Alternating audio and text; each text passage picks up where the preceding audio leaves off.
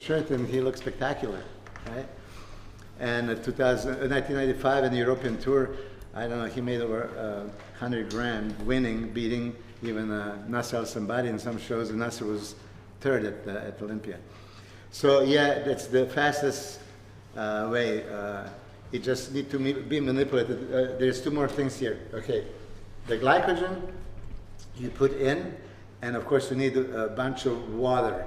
If you restricting the water already, what's going to happen? You don't have a water to be binding the glucose to be stored as a glycogen. So if you are not drinking, because some people do that, they don't want to drink, they don't get full. So drink, don't worry about it. They also completely reduce the sodium so early. You don't need it. You need the sodium for glucose transport into the cell. So don't do it. Once the glycogen is in, okay, and like I said, it's going to fluctuate a little bit, but you'll see when it's pretty filled. Somebody goes to complete fullness and somebody is staying a little bit short. But last thing that you need is to dry out and to get that extracellular water out. Once the glycogen is in, even if you take diuretic that is going to take the water out, right? Diuretic is not going to be able to go into the muscle, break down the glycogen, and take out the water. So don't rush with the diuretic. So let the glycogen get in, and then take it out. So also in a time when you're putting the glycogen and glucose into the cells, you do need potassium. And fortunately, every carbohydrate containing food is rich with potassium, so you're going to more than likely get it, as it's going to draw fluid in. One danger that I want to say is that specific diuretic that everybody uses, including women, lactone, right? Spironolactone, it's potassium sparing, so you're going to probably having too much potassium, hyperkalemia, too much potassium, and it happened so many times, even in Europe here and in the United States. They would assume that just because you are dehydrated that you are low with electrolytes and very depleted of potassium, and they might give you electrolytes, or what even happened to some famous pro back in '92, Mohammed Benaziza. They gave him injection of potassium, which actually stopped his heart. And it could have happened with a couple of other competitors.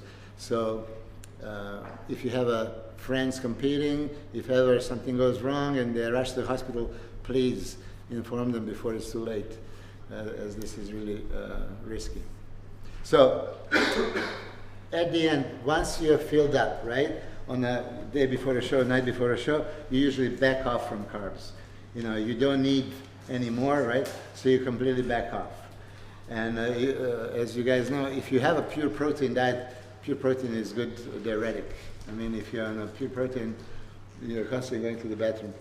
At that time, you could do it easy and take some diuretic if you want to make it easy, or you can try just to stop drinking completely.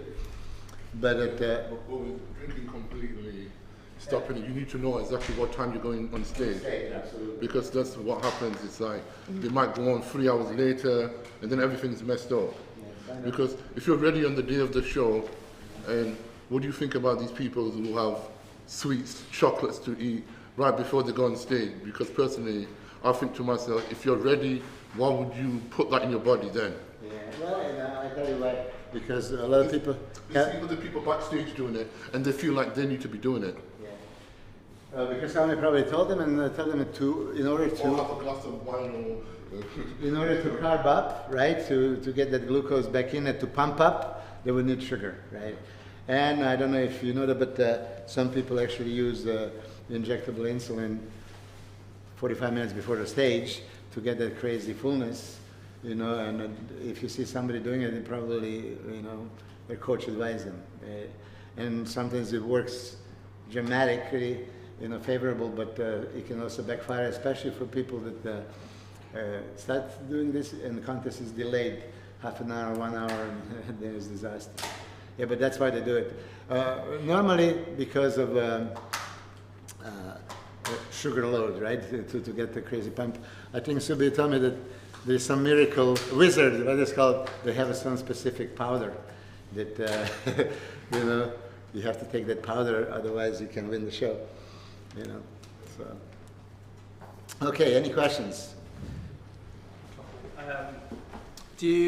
When you carb your athletes up, first of all, what would you typically use as far as potatoes? Is it stuff that they have during the diet? And is there like a ratio you use to how much water intake you have with the carb? Yeah, usually as is accepted that like 2.7 milliliters of water is binded to 1 gram of glucose, right? If you take 1,000 grams of carbs that day, you need at least like 3 liters of water, right? This is just for that. Yeah, so you would need more than that. But what kind of carbs? Whatever carbs you use, right? I would not change the source. You know, of course, I would give that freedom of choice to the athlete, okay? Because you're not going to carb up only with the starchy complex carbs that is more than likely choice of carb you have during a diet, right? You're not going to be eating sweets during your diet, right? You're going to usually have a oatmeal, sweet potato, brown rice, normal rice, potato, you name it. So that would be the base of. But if you're using these pharmaceuticals to carb load you for that particular action, you know, if it's fast acting, you need some fast glucose. Then you have to even use this glucose powders that you guys have, or allow some simple carbs. And would you carb load on specifically just carbohydrate, or do you have protein within the meals as well? Always protein, never just the pure carbs. Yeah, always. It's better glycogen load, and I like to, of course, include glutamine as well. Yeah, because glutamine can also dramatically help glycogen load. Yeah. So the ratio that you would deplete somebody on, so you were saying that you wouldn't completely carb deplete someone on 0, and someone mentioned like 120 grams. Yeah. Is that 120 grams a percentage of what they were on previously? It's on the normal diet, and knowing your athlete. When somebody is like 100 kilos, right, and you know how they train, and you follow the diet from the normal amount, you know, you decide how much you're going to take out to deplete. And then sometimes you see this is what happens. You expect something, but it doesn't happen, right? So you might have to deplete a little bit longer, a little bit, you know, more. But I just don't like to get on 0 carbs and that alarming catabolic drop, because if you really, you know, you're dieting already, you're deficient with the calories, then you take out the carbs, so you take out more calories. Okay, some smart ones replace those carb calories with fat calories, but again, even some of my athletes, they don't do it. They say, why didn't you do it? Oh, I'm afraid I don't need fat. You know, so if you drop 150 grams of carbs that you normally supposed to have, that's 600 calories, right? And then you do this for 3 days, that's 2,000 calories almost, right? Just from that little adjustment. So I cannot tell you a ratio. I never had that formula to tell you. It's more what do you know about the athlete. I would never deplete really nobody under 100 grams of carbs unless it's really necessary, or sometimes, you know, really you want to push it a little bit, because if it's for 1 day and you know that next day you're going to really carb load him, you know, then you take a little risk. I mean, there's no coach on earth, I'm going to say this, that would know somebody's metabolism perfectly, like, you know, I know every single day, and it's no way. It's, of course, if you're in the same gym every day, you see somebody you're closer to know. But just guessing, you know, that's why you leave a little bit room, plus and minus. So when somebody's going to the show and you don't want to risk, you little undercarb them. But then some athletes, they would have no chance. Like I mentioned these 2 athletes, or I have a few more: Sylvia Samuel, Hirotade Mageshi, Johnny Jackson. Joel Stubbs, whatever. I know they were not favorite to take the good places, and I knew that the only way they're going to attract the attention would be to be loaded like crazy. That's how I load them like crazy. And if you look at 2006, 7, 8, like the athletes that they prepare, like 2007 Ironman is a great example. They were all so crazy full, they were really jumping out of everybody else just by that fullness. Okay. Yesterday you mentioned about fibre, you said that you should only take it in the morning and in the evening. Could you explain a bit about the reason behind that? Again, fiber is needed for health purposes, right? The reason why I say I take it in those times, if you're training throughout the day and you're playing with your sugars, glucose or anything, fiber would delay, so it's better taking first thing in the morning. You just need to have it in overall nutrition, but keep it away from when you do the pre, during, post supplements and meal before and meal after. Yeah. A lot of people have spoke to me, even since they've seen you do the seminar at my place and however many videos I've watched of yours, and they'll talk about what percentage of carbohydrates and fats you'll give to somebody at the beginning of the diet. And I think a point that they miss is at the point of a prep diet, the calories are in some level of deficit anyway, so it's the calories that's the biggest thing, as opposed to the amount of carbohydrates. And if someone's very fat, then that would be a completely different ball game because they wouldn't be doing prep. Yes. So, and this all goes along with the first thing that I wrote here. This is equivalent to so many calories, right? So if I determine, and Zack is an example again, I use Zack because you're one of the few that loves carbs, you're not afraid of carbs, you eat carbs, right? Most of the guys out there are carb sensitive and they don't want to have it, right? And then there's this, if it fits your macros or whatever it's called, like, if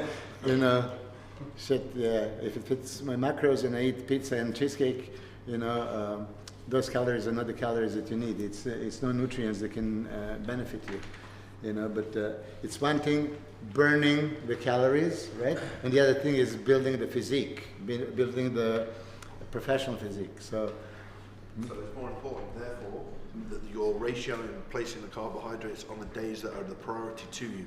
So when you're structuring your prep diet, if you want to prioritize, even at the beginning of the prep, the chest or the legs, you'd be putting your major carbohydrate days on those days, and then tapering them according to body parts that are more stronger for you. Yeah, we talked about this, maybe you're gonna, but I mentioned you choose the high carb days, high calorie days on body parts that you're prioritizing. Yes. But isn't it like the day before what you eat, you're going to look like that the day after? No, everything that I say, if you have a fast carbs, what the fast carbs do, they fastly get in. Yeah. So they're in and they're there, right? Now, of course, the next day again, if you're following a good diet, you're going to look great the next day as well. And not just that, because if you put those fast carbs in, you still have a couple of more meals, and the next day it's going to be a result of all this replenishment, and then overnight you dehydrate yourself a little bit, and then you wake up and you look fantastic. But you guys understand, as I mentioned so many times, glucose specifically, right, is super fast. In 3 minutes is in, peaks in 40 minutes. And if in this 40-minute time you insert it, it's there. It's guaranteed there. So the change is instant. This is why, as you now mentioned, some idiots, right, eating sweets backstage, they're still counting on that. And if they don't mess up, I know people that actually won the shows because of that little manipulation. I had actually 2002 preparing Melvin Anthony and Craig Titus for the same show. Now, Melvin Anthony is a beautiful physique, right? And Craig Titus was off the hook, crazy guy, right? And of course, Craig Titus would do anything, I want to win. So he did that specific thing, like right before the show. So he, carb loaded with insulin before the stage, and then did another dramatic thing, IV Lasix 10 minutes before the stage, and he beat Melon.